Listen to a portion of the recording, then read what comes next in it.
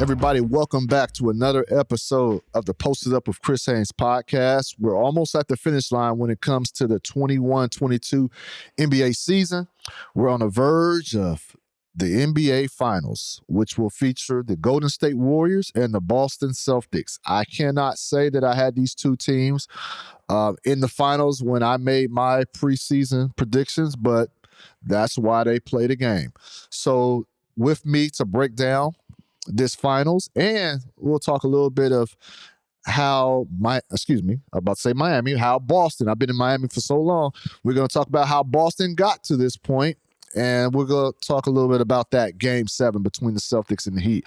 But with me to break all this down, my brother Vincent Goodwill here of Yahoo Sports, NBA insider extraordinaire. Mr. Goodwill, where are you at as we speak? I'm in Detroit, Michigan right now. I'm flying out to the Bay tomorrow. Got some things to take care of here. So you'll be doing media day duties solo tomorrow. Huh. Okay. Well, we'll see about that, Vince. We'll see. So do you have a direct flight to Bay? It's a direct Detroit to San Francisco, yeah. Oh, okay. All right. Detroit we have world-class airports here, in case you didn't know, Chris. World-class. This is not Bumpkin. This is not Bumpkin State, USA, all right? Okay. All right. Well, Mr. Goodwill, you starting early with your nonsense. I'm just asking questions. Man. Depending on how you answer it, it could be determined as nonsense or not. But I'm just asking questions, bro. Well, I will see you tomorrow nonetheless, or maybe maybe I'll see game 1 Thursday. My wife's birthday is tomorrow. Oh, happy birthday, Mrs. Haynes. Yeah. Vincent Goodwill says happy birthday. He said my full name. Yeah. Just in case she didn't know which Vincent I was talking about, man. Vincent Goodwill said happy birthday. So I've been gone from the house for about 2 months, Vince. So I got husband duties. Things to do tomorrow. So, anyways, Vince. So NBA Finals here, Golden State, Boston here. I think more people. I think when you talk about the Eastern Conference Finals, I think more people are probably pulling for the Celtics because they felt like the Celtics would probably be able to give the Warriors a better fight than Miami. Do you feel that way? The look on your face makes me feel otherwise. Well, Chris, I don't root for better matchups. You know what I root for? Real estate. I hear you there. I root for. We can't be having this conversation because we two black men, but we can't be having this conversation for everybody to hear. Because Boston would get real mad at me if I said how we as black folks feel about Boston. But Vince, let me say this real quick, Vince. Before you go there, let me say this. Mm-hmm. This was the first time because I covered the whole Eastern Conference Finals. It's the first time, Vince, that I've ever been in Boston this late in the year. First time ever. Usually when I was on the beat, I didn't go to Boston much as a national, but when I was on the beat all the time, I'd be in Boston December, January. And the weather was brutal. But Vince, I have a different outlook on Boston, man. After coming off of the way this weather has been, it's gorgeous. I stayed over there. I was staying at the Marriott Long Wharf, right there on the pier, right there. Beautiful. Everybody got their summer attire on. Beautiful. Everybody's doing it. It was beautiful, Vince. I've never seen Boston in that fashion. I even flew my wife up there to Boston to spend a day with me just to show her because, this is not what I'm used to. And it was a quite good experience. So go ahead, Vince. Go with your slander. Go ahead.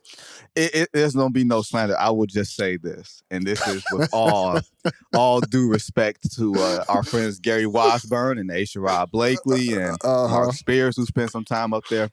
Boston is the type of city. You go there.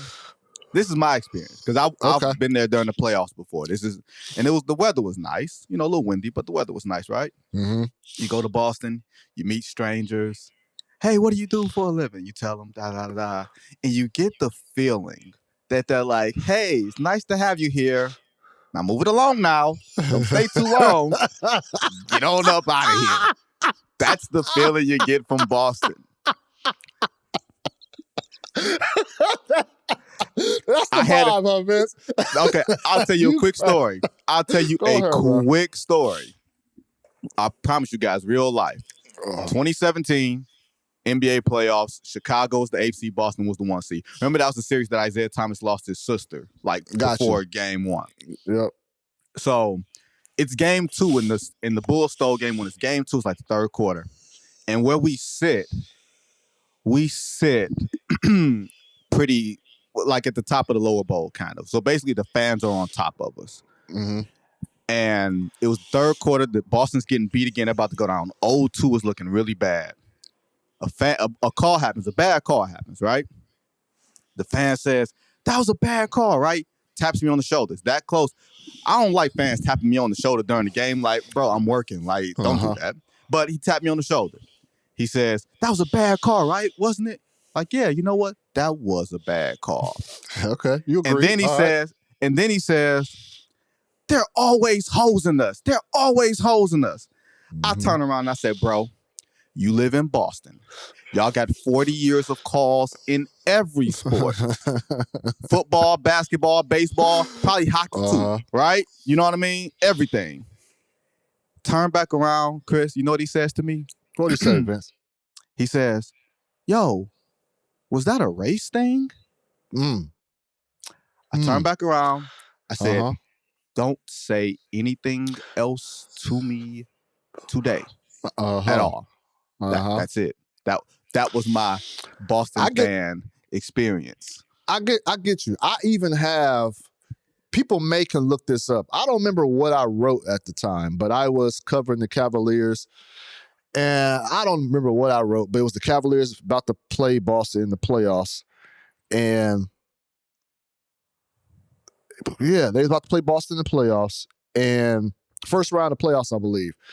I said something that got under the Celtics skin that a fan, I believe you can Google this, a fan actually made a FU Chris Haynes t-shirt and was selling the shirt. And so I thought at that point, I was like, oh, I made it. That's pretty cool right there. I wanted to buy one myself. So they're an animated fan base. And for people that don't know, like, our media seats in Boston is like right in the middle. Like, it's a pretty nice seat in the corner, but right in the middle, fans, they can just yell at you, and they're on the side of us. We're right around. Like, the fans are by right. The tunnel. We're right by the tunnel. Yeah, right by the tunnel that the home team walks. Fans are behind us, on the side of us, and so it's right there, and they can always get to you. Game 6, when Miami beat Boston in Game 6, all the fans were just they'll yell at you from where they're sitting, and they're like, "Y'all better write the truth, write the effing truth." And so I have fun. I'm like, what's the effing truth? The truth is Adam Silver wants this to go to a Game 7 and wants to, like you said, wants to hose us. That's the truth. Write it. Don't be scared to write it. Don't be fake news. Just screaming. I'm just dying, bro. I'm dying. Hey, passionate fan base. I got you. Look, the city, liberal Boston saying fake news. Hey, yeah. Cross another one off on your bingo board, Boston. There you go, Vincent. But that was the best time I had in Boston ever. You didn't have much to compare it to. You said that's the best time you had in Boston. That was the only time you had in Boston when the weather was nice. So. We was there in December for a wedding, and it wasn't. You know what I mean? It really wasn't. It wasn't bad, but it was December. It was December. It wasn't bad, but Gary, we talking about our brother Gary Washburn of the Boston Globe. His wedding was an hour outside of town, so I didn't get the experience, the downtown area and all that. So the longest first speech in the history of weddings. Here you go. My man spoke for 17 minutes. I timed it, baby.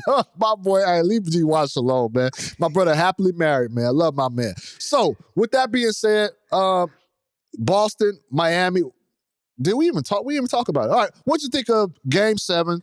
A lot of people are criticizing. I'll start first. First, criticizing Jimmy or questioning Jimmy for taking that 3-point shot. Look, man, that brand of basketball in the playoffs, it wasn't the most aesthetic to the eye, appeasing, type of basketball. It was ugly. Nobody can score, especially Miami. If Jimmy Butler wasn't on, They could not manufacture any points. Tyler Hero was struggling even up to that point, and then he had his groin injury. So nobody could score the basketball. Miami's offensive system largely is, screen, pick and screen. Pick and screen. Loud dribble handoffs. Loud dribble handoff, pick screens. That's it. Like, there's no Boston had two guys that can break you down. And every now and then Marcus Smart could get in there as well. So it was like, it wasn't really good basketball to watch. And so I see it from Jimmy's standpoint. And look, we've overcome like 3 or 4 double-digit deficits in this game alone. Let me try to get on top with this 3. I don't trust our team to be able to outscore them. Let me try to get us on top. And he was the only one producing anyway. How are we gonna question that man and that decision at that point? Like, I didn't get it. I didn't buy it. But go ahead, Vince. I'm with you. I think it was clear that Boston was the better team. All things considered, with Hero not being healthy, Jimmy not being healthy, you know what I mean, and playing the way that he played, you could see, okay, Boston's more versatile. They've got a few more guys. They're the better team, right? When you're not the better team, Chris, you got to steal a game. It doesn't matter that Game 7 is at home. It doesn't matter that, it's on your home floor and everything else. You've been playing, like you said, from behind all game, down 15 in the first quarter, fighting back. You were down 10 in the last, 3 minutes, and then you just started storming back.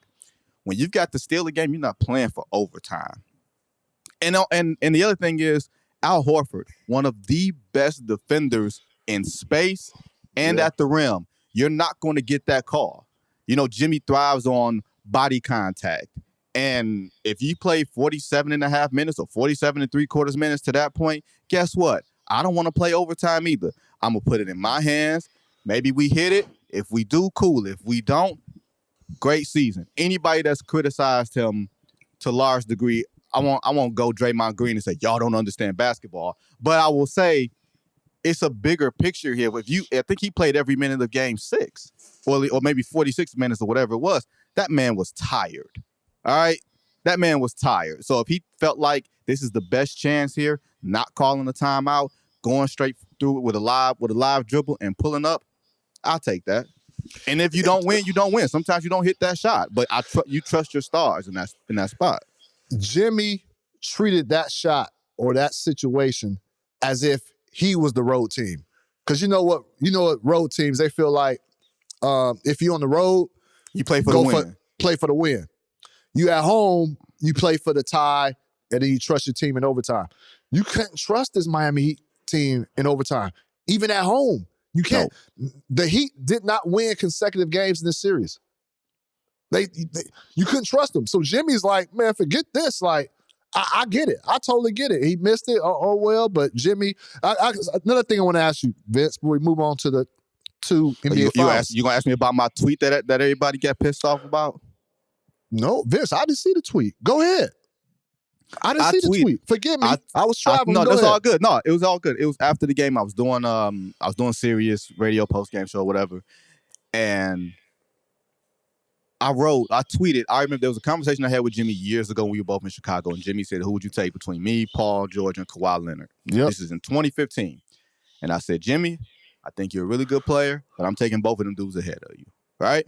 And I said, but as of today, right now, with that dog that I saw out of him in that series, winning basically 3 games on his own, he won. Well, maybe game 3 he didn't win. That was Bam. That was Bam's game. But he won Game 6 on his own, and he won Game 1 essentially with that third quarter barrage. Like, I'll take him, and I will be fine with it. And the Kawhi hype got mad. I'm like, Kawhi is hurt right now. I don't know what he's gonna look like coming off of an ACL. You know what I mean? You're just revisionist prisoner of the moment. No, I've seen Jimmy's movies in the playoffs.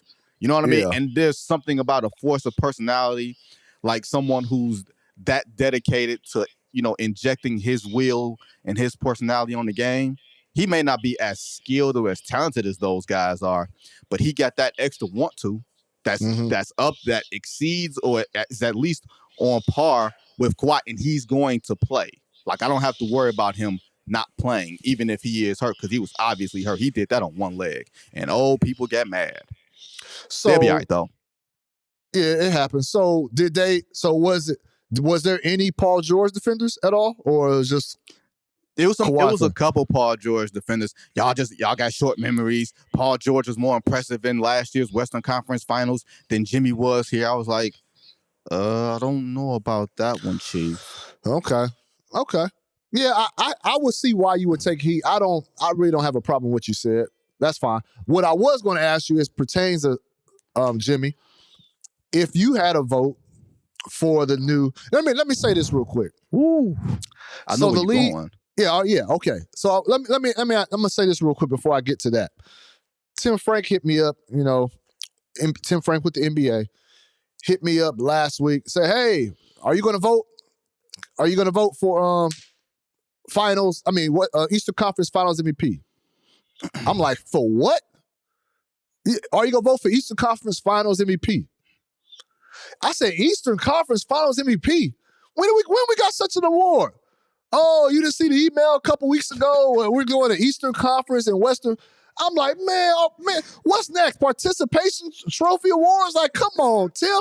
I said, golly. I said, all right, with that being said, yes, I will participate. Come on, man. Like, God, look, and I love it. Look, they couldn't have named it. You don't read your emails. That much is clear. So much. Nah, certain emails I do. Some I just like, whatever. I didn't. I completely missed that. I ain't gonna lie. But they did a good job branding it, naming it like where it's going to stick. I mean, it doesn't, Eastern Conference, Larry Bird, West, Magic Johnson. That's great. But come on, I don't. We gonna do second round MVP, first round. Come on, can we stop it? But with that being said, the Finals MVP award for the Eastern Conference went to Jason Tatum. I voted for Jason Tatum. One person, Tim Bontemps at ESPN, voted for Jimmy. What would Vince have done? That's a good question.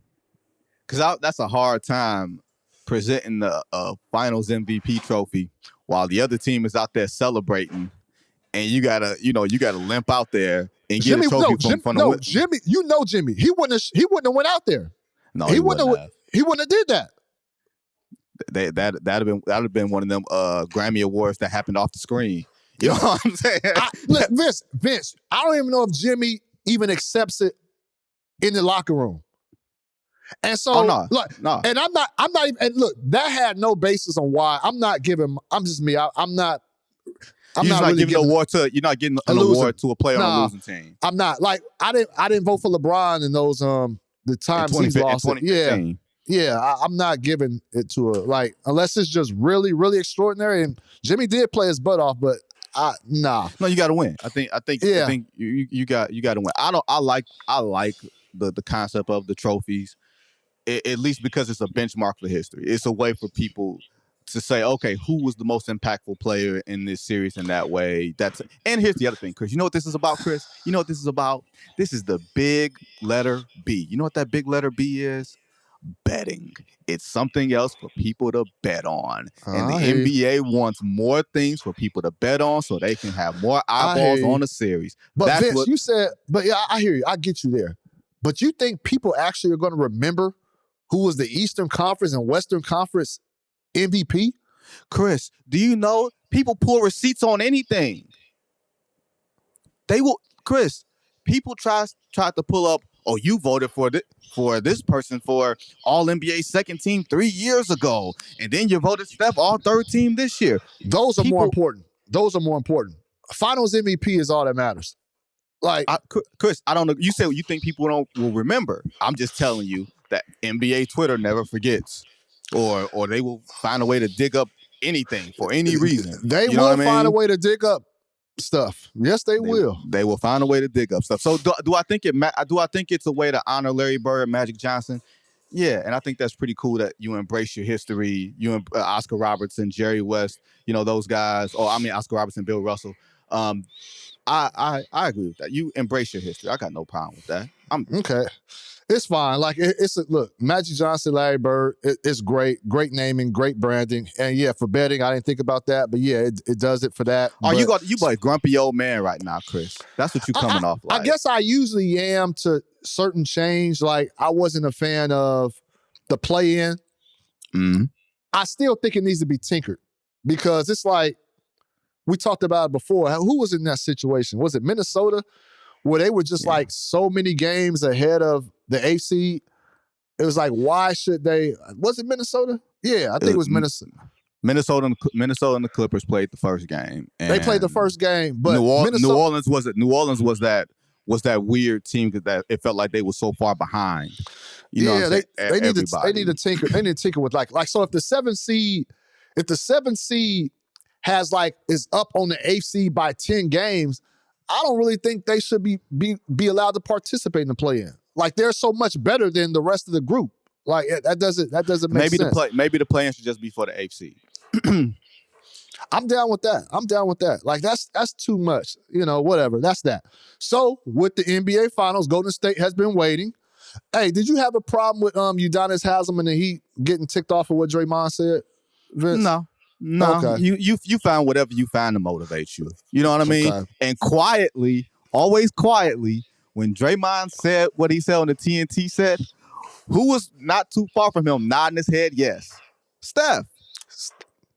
When Draymond said, I think we'll be playing the Boston Celtics, Steph kind of nodded. He didn't say anything. He just kind of nodded his head. It was a I won't say general thought, but amongst us here in the media, we were thinking, until Game 6. Yeah, I hadn't really considered looking up hotels in Miami. And why would I not want to look up hotels in Miami?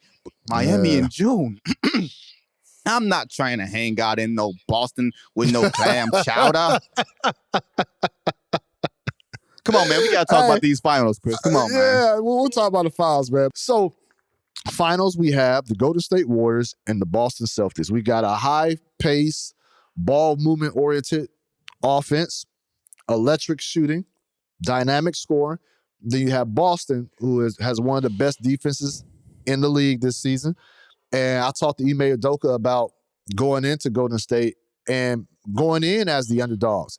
And he said, one thing I can tell you, Chris, is that our defense travels. I think we'll be good. And one thing he said, he actually said this. He said he talked about the 2 games they played. They won one, Golden State won one. But he said, we blasted them. So they got confidence that they really can do this. Now, most people say the regular season doesn't mean anything. Throw that out the window. Teams improve, get better, since the regular season. But they got confidence. I want to see a good match. That's the thing. I want to see a good match. And initially, when Miami was rolling, I thought Miami would be the better matchup for potentially Golden State. And then you saw the injuries start taking its toll. And so you knew that wasn't going to play out that way. So I'm interested in seeing if this series has the potential to go the distance, to be compelling. Because that's what I want to watch. I want to watch a compelling series. How do you see this matchup going with different styles of basketball from each team? I wonder if the 3-point chucking team is going to be the Celtics. With Tatum and Jaylen Brown and Marcus Smart and Al Horford. Yep. You know what I mean? They take a lot of threes. You know, when you look at yes, Steph takes a lot of threes, but he hasn't been a huge volume. I'm gonna say he hasn't been a huge volume guy, but there's been games where he hadn't gotten them up as much. Jordan Poole goes to the rim a lot. Like he's really slithery and how he can get to the bucket now. It's Time Lord in there, and it's Al Horford in there. So you may want to wind up taking a lot more, perimeter jump shots. But I'm with you to the degree of Boston's bigger than Golden State. They're bigger at most positions, right? They're bigger on the inside. When Draymond doesn't have to just guard Maxi Kleber or, someone like that. And I'm very curious how Draymond is going to be utilized in this series against those 2 big men. Kevon Looney, he showed up to be a man in those closeout games. 22 rebounds against Memphis, I think 18, against Dallas. Again, but you're playing against a bigger team. Yeah, a smaller Dallas team. And this team is more physical. Boston almost seems like, to some degree, in terms of their physical makeup, more like Memphis. You know what I mean? Where they're bigger, they just don't play as reckless or as inexperienced. You know what I mean? Like, I would say they wouldn't play as stupid, but that's an insult to them. You know what I mean? Like, Boston's more experienced. They've been to the Eastern Conference Finals 4 years. They've finally broken through. Their defense is really, really good. So I'm not sure how it's going to play out, but I think Chris, it's going to be a physical series. And I look forward to that. Like, you just saw Slugfest out east. I got no problems with Slugfest. I'm a child of the bad boys. If you can't take a little physical bump, and this ain't the game for you. You know what I mean? But the matchup I'm looking forward to seeing, Chris, is Andrew Wiggins against Jason Tatum. Because Andrew Wiggins was into Luka Doncic's chest. He was on him relentlessly. And now you get Jason Tatum, who likes to take those step backs. Who's not as physical, but maybe is more, maybe got a little more wiggle in his game. You know what I mean? So, and I wonder if that matchup is going to determine the series. And I think it's an intriguing series. I think it's a fun series. Chris, can we take a detour for a second? Can we not do this? Because I don't know if you've been watching, I'm not going to call nobody out by name, but can we not turn whoever wins? Because it was like, man, if Luka gets to the finals, that vaults him here on the all-time list. If Steph wins this, that puts him over Magic Johnson. And if the Celtics win this, that means they're one of the greatest defensive teams we've ever seen. Why do we have to contextualize everything this way? Why can't we contextualize what we're just seeing in the moment? It's not saying don't appreciate it. Why we got to turn this into the greatest this or the greatest that? Don't be so damn desperate to say, man, my era had this or that. Let's just watch a great series and evaluate the series as such and not trying to turn everything into some historical marker and forget everything that's happened before or even close off the possibilities of what could happen in the future, because you sound like idiots when you do stuff like that. Why are you trying to speak logic? You trying to be rational. That has no place in 2022. Can we stop that? I mean, people will do that. I mean, if Golden State wins, if Steph has a great series and wins his first Finals MVP award, that's going to be the talk. Is he the best point guard ever? Is he top 5 ever? Maybe debate, is he the best player ever? Something like that. Jason Tatum. If the Boston Celtics win, Jason Tatum has a great series, is he the face of the league? Did he move LeBron James over? Is it him now? That happens. That comes with it. But before we get, man. It is silly. It's people are prisoners of the moment. This is the only game that everybody is watching. And so those are the only players that are shining. And it happens. It happens. But I will say this. So talking about, was it Tatum you mentioned? God, I lost my train of thought. That's why I'm getting Tatum and Wiggins? It was Tatum and Wiggins you mentioned. It was something else I was going to pivot to on that. But regardless, though, so you talk about Tatum and Wiggins. One thing that I've noticed with Boston is that they can have some bad shooting games because Tatum, for me, I can't speak for any other voter when it's coming voting for that MVP. Him and Jalen were kind of right there. Like Jalen's numbers were pretty good. Tatum's number, they were right there. I gave the edge to Tatum because, he is more versatile, gets his guys involved, and his scoring average dipped up a little bit more in that last game, in the closing game. But with that being said, I think Boston has more, they can struggle scoring and still be in games. But the thing is, will a defense really be able to travel with this team playing against Golden State? Will it really have an effect? Marcus Smart, his primary target, I would think, would be Steph. Yeah, I would think. Would be Steph. And will he have a better outcome with him? Like, he couldn't guard Jimmy. Jimmy is just too tall and big. Get his shot on.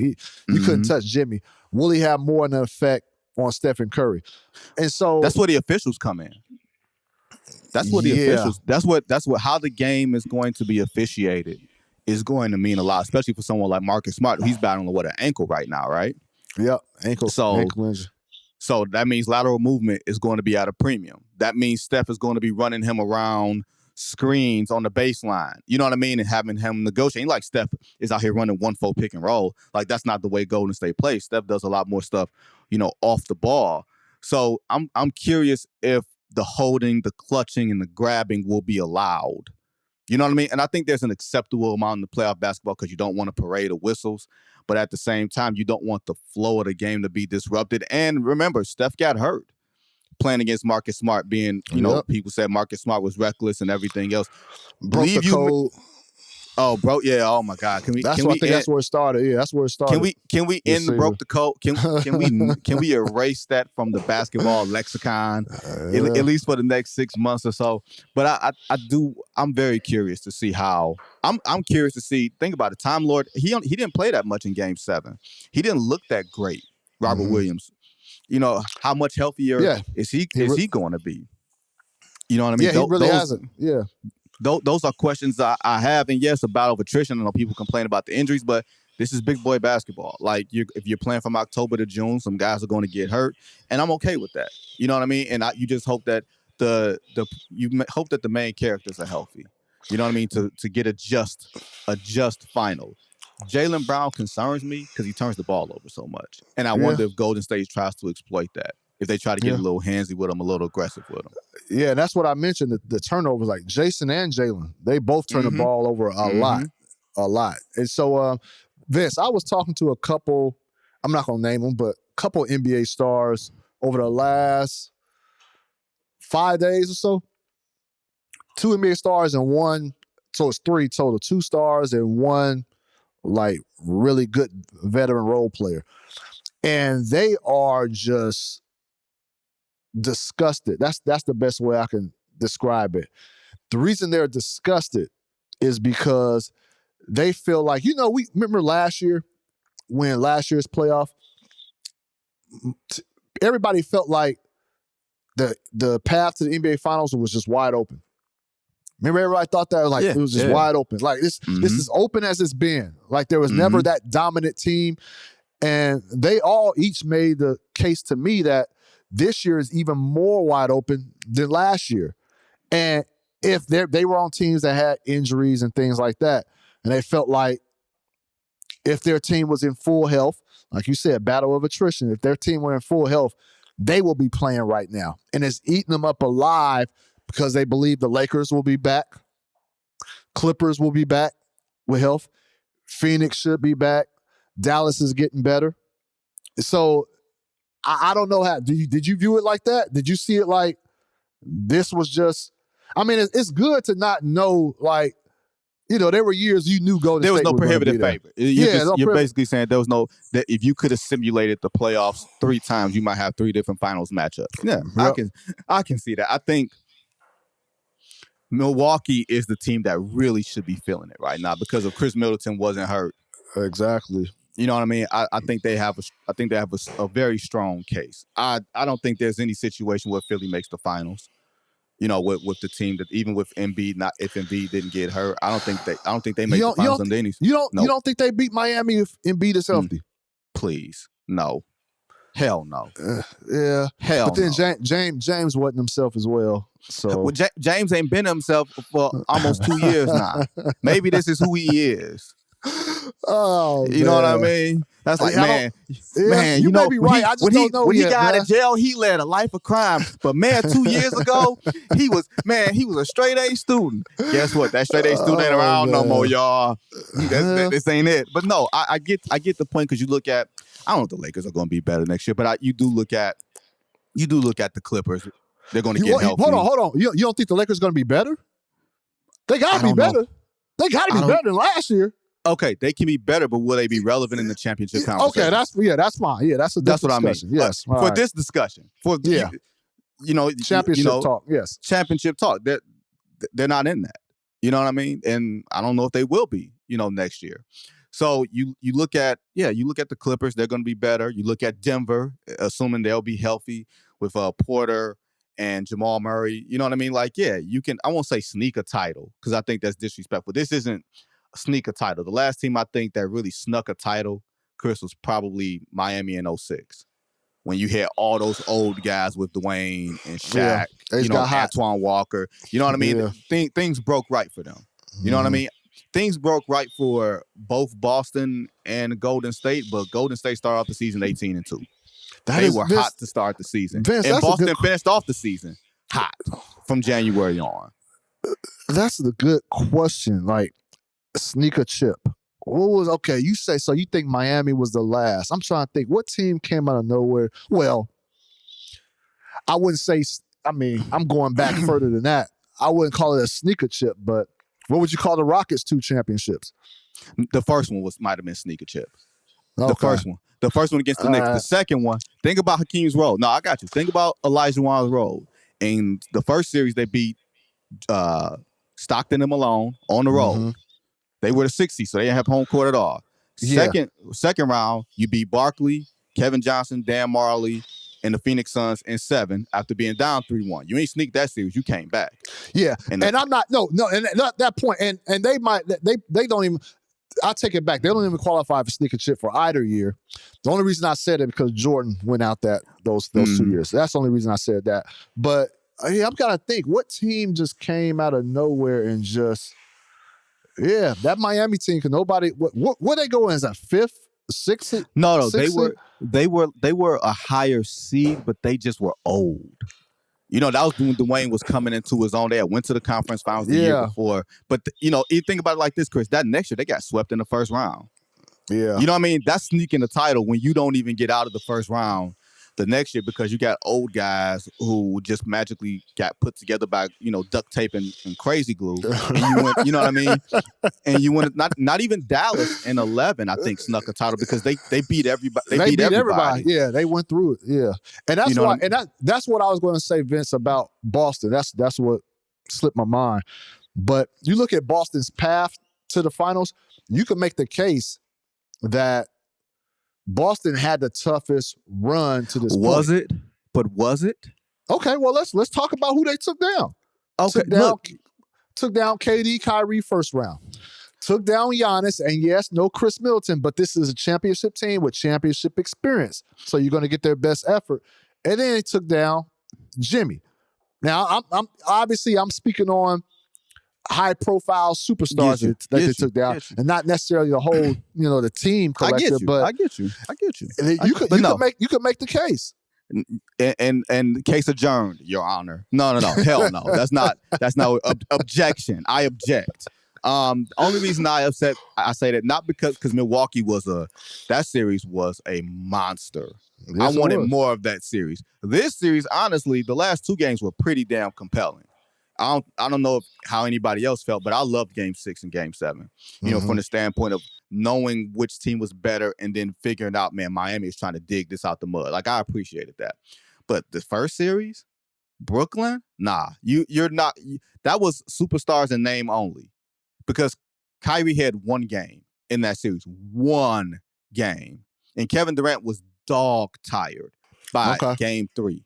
You know what I mean? That team was overmatched. They were too small. They had never put anything together in that iteration. Ben Simmons didn't play. Yeah, you got through Kevin Durant, but you didn't really get through. You know what I mean? You ain't really get through a dog of a team. Okay, Vince, let me tell you this. And you're right. But don't underestimate the power of just name and reputation.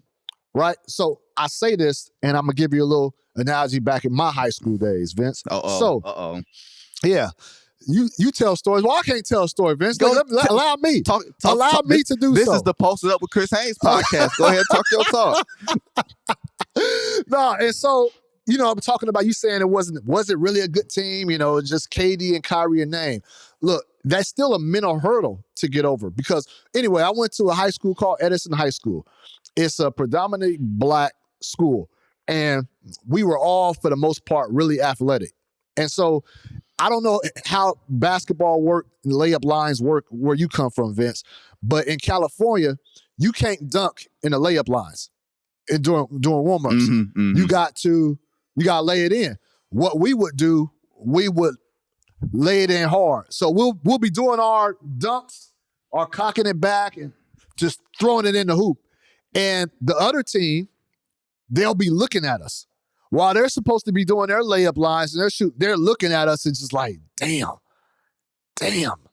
Like, look at dude. Like, we did that at most places, most teams that we played. Intimidation factor. It's intimidation factor. So we had them. So even if we were, most of the time we were more athletic than the other teams, but they might have been on par with us just as being complete basketball players, but we got them from the jump, from the intimidation factor, the fact that, I don't want to I don't want to make sure I'm in the paint. Like, watch out for dude if he come through. Like, so it's a mental hurdle that you have to overcome. And then there were some teams that just punched us in the mouth, regardless of what we were doing in layup lines. You know what I mean? Because they were like, man, I ain't doing nothing. You got to jump over me. Like, you can't just bulldoze. Like, they were technically sound basketball players. They knew how to get outside the restricted area to get a charge. And we coming in wild trying to dunk.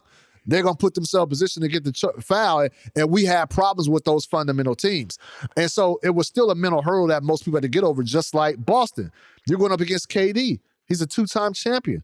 Even though you could say he did in Golden State, he's a two-time champion. People regard him as the best scorer, one of the best scorers of all time.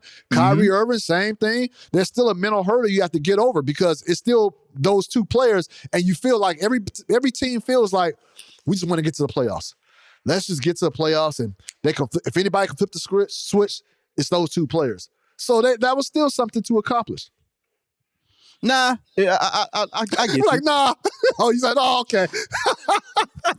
Cool story, but nah. All right, okay, fine. That's the best way. That's the best way I can connect it. If it didn't connect, oh well. That's the best way I can do it. I totally understood what you were saying. No, I'm just messing with you. But if there's a team that should feel bad, it's the Milwaukee Bucks because they wanted to avoid the Brooklyn Nets. They were afraid of the Brooklyn Nets. And guess what? Yeah. You wound up running into the Boston Celtics and not having home court where Game 7 might have been in your building.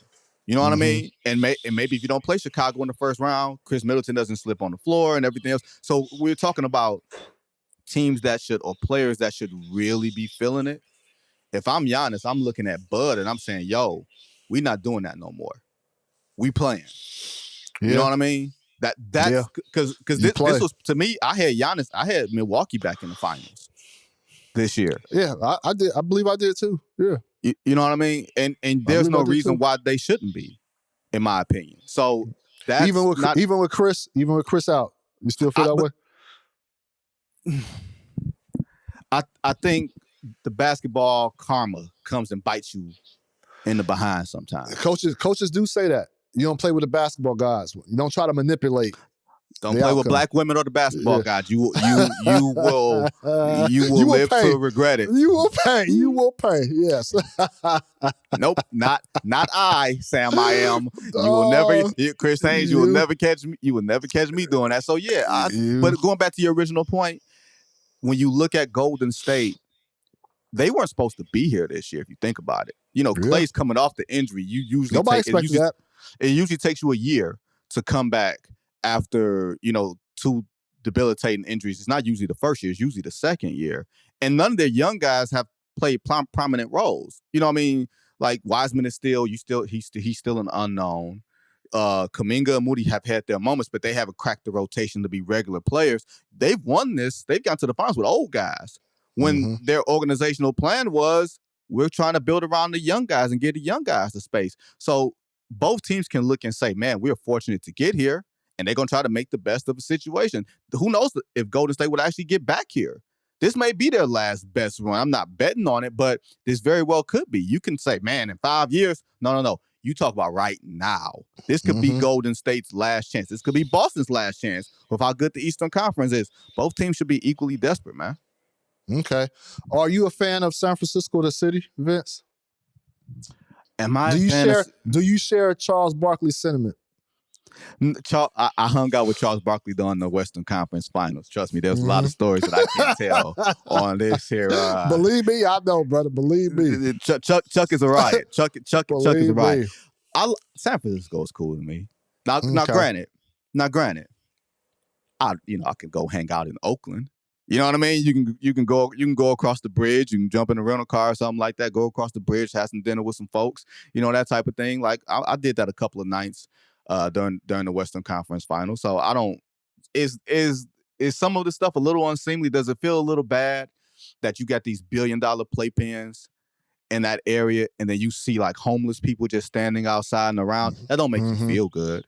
You know what I mean? That hits you a certain way that you're like, man, y'all got money for this, but not for this. You know what I mean? That type of thing. But by and large, I like San Francisco. I'd rather be in San Francisco than Dallas for the NBA Finals. I'm happy about that. I hear you there. I'm glad I'm not in Memphis where I got to watch my back and my front. I'm good. Oh, here you go. Here you go, Memphis. Now you getting on Memphis, man. I enjoyed my Memphis time, man. And I'm a food guy. I can follow a food account and watch food all day. Memphis, oh my goodness, has some of the best food, soul food. Come on, man. Barbecue. Stop it, Vince. Stop it.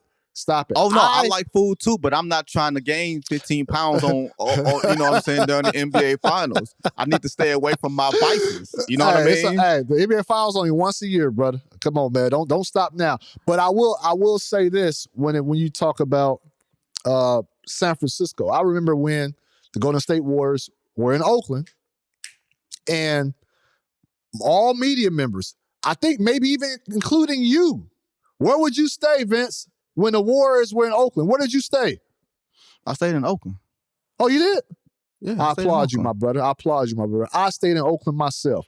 I would not be going. Did you try to sneak and pull my black card? I thought, well, listen, I'm not going that far because most of our brothers went over to San Francisco, so I ain't pulling nobody's black card. Bougie card? Maybe I'm going there. Maybe it's a little bouginess that goes. But I stayed in Oakland. I stayed in Oakland Marriott.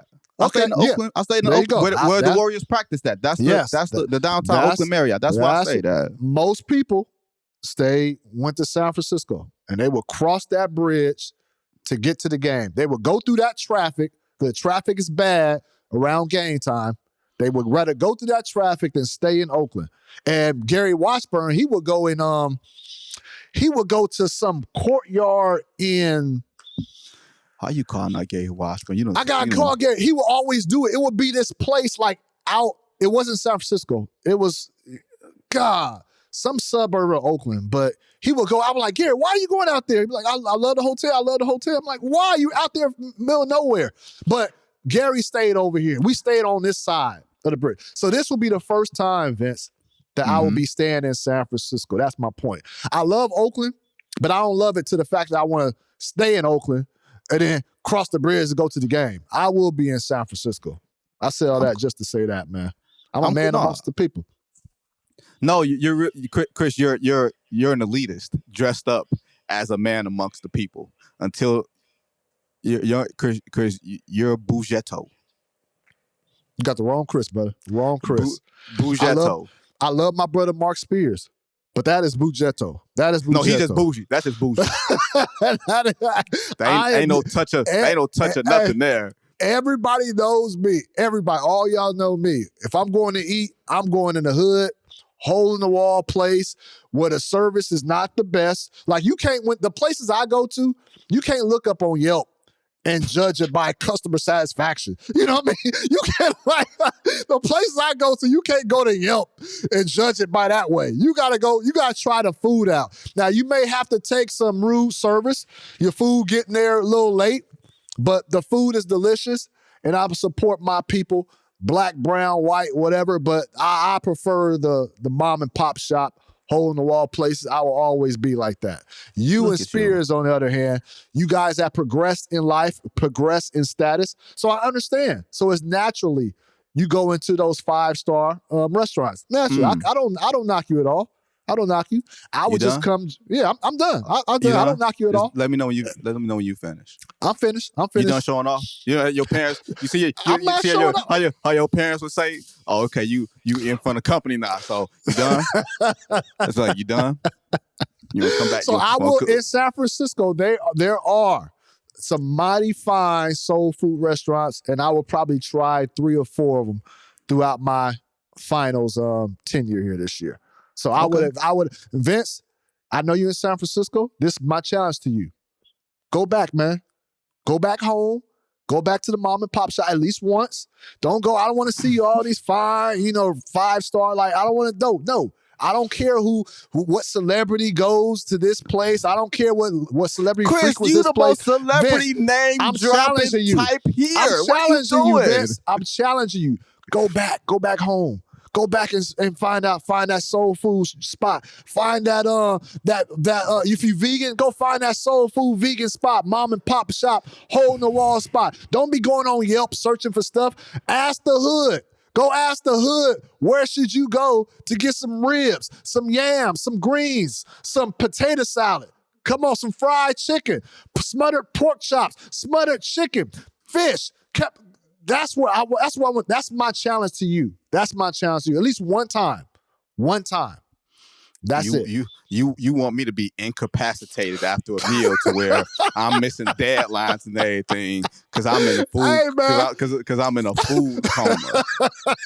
Yeah, Just Benny. one time. Put your job in jeopardy just for the sake of a challenge from Chris Haynes. I didn't say gorge. Thank you. I did not say gorge. Just one time. That's all I do. Challenge you one time. One time. And with that, Mr. Goodwill, we gonna head out here. And listen, any of y'all, the media people that's watching, one time. Go check out Mom and Pops. Go check out Mom and Pops. If you need some directions, you need suggestions, come talk to your boy. I got you. Because I will be there myself. One time. Everybody, thank you for listening to this episode of the Posted Up with Chris Haynes podcast here on Yahoo Sports with my brother Vincent Goodwill. I challenge you all fans as well. If you're traveling to San Francisco, check with me. Send me an email. I'll send you directions, suggestions to the mom and pop shops out there. Let's put somebody in their pockets. I know every time when All-Star comes around, we frequent the 5-star. Hey, let's help out mom and pops. All right, Vince.